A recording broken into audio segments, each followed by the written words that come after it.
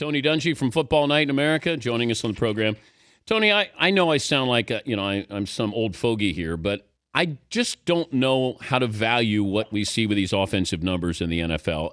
Everybody is putting up 400 yards passing and 4 touchdowns, and everybody's scoring all these points here. Is this good for the NFL?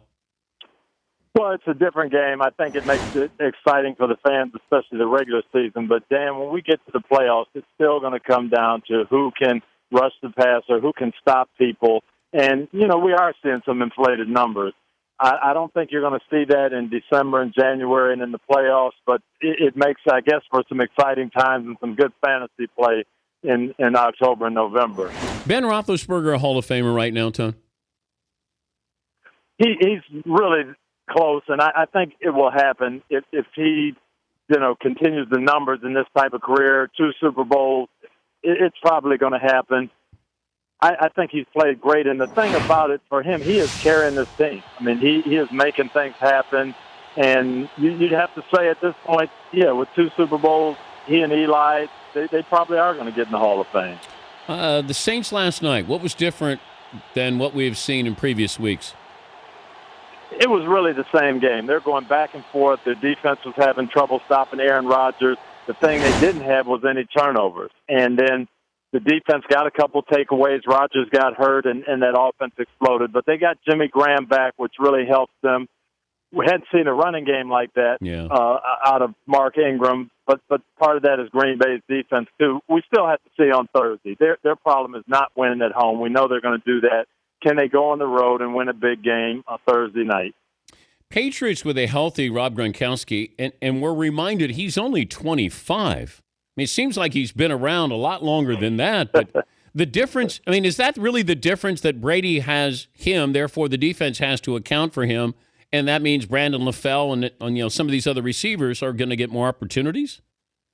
That's some of the difference, but the big difference is that they've used the play-action game. They're throwing the ball quick, getting rid of it.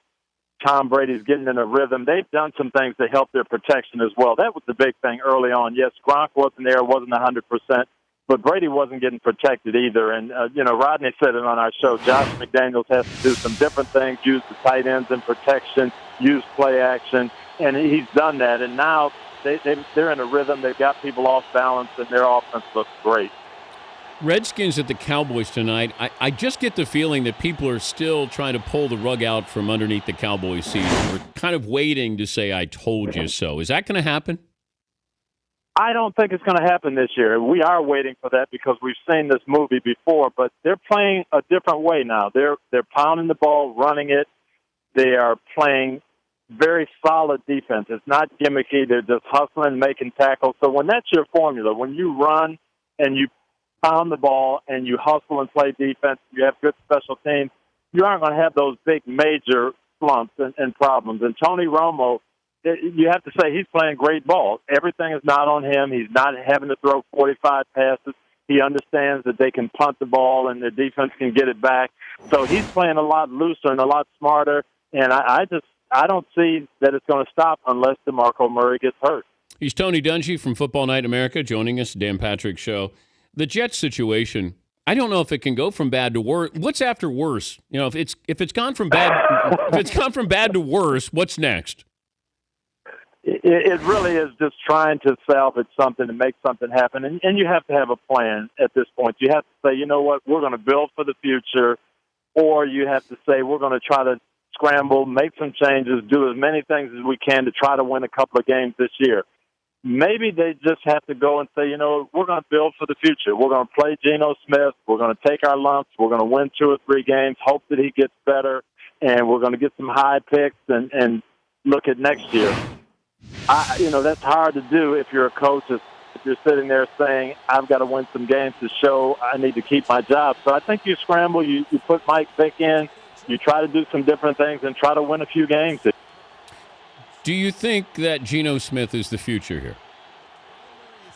It's really hard to say. I've seen this before. I saw Trent Dilfer play his first couple of years in Tampa before I got there, do some good things, do some bad things. And Trent ended up playing good ball for us and going on to win a Super Bowl. So it's very early to tell, and it's a little bit unfair. but you just hate to see it cost you so many games while you're learning and trying to find out about Geno. NFL in London, these early games now, can you see this being sold as a TV package, that we're going to have the 9:30 game and maybe some other network comes in and we try to get 8 games in London at some point, or maybe more? It seems like people love football, and the reaction to this yesterday was great. People love to see it and wake up to football. I'm not sure I like it. One of the things I love about the game is it's not oversaturated. You're excited to see games. I worry we get Thursday going and Monday and now Sunday morning. I just think at some point we're going to have too much. I got J.J. Watt on next hour. You were there and played with Mean Joe Green, and the defense, I think that was the greatest in NFL history. What is J.J. Watt? Are the rules in place that he could be one of those great all-time Reggie White, Mean Joe Green, Alan Page type defensive linemen? He's going to be that, no question about it. This guy has talent, he has skill, and he has motor and drive. And you are seeing that. You're seeing a guy who has stated his couple of years in the league. I think short of injury, we're going to be talking about him in that same breath with those guys you just mentioned. Safe travels as always. Great seeing you yesterday, Tone. Thanks. All right, DP. Thank you. Talk soon. Tony Dungy from Football Night in America.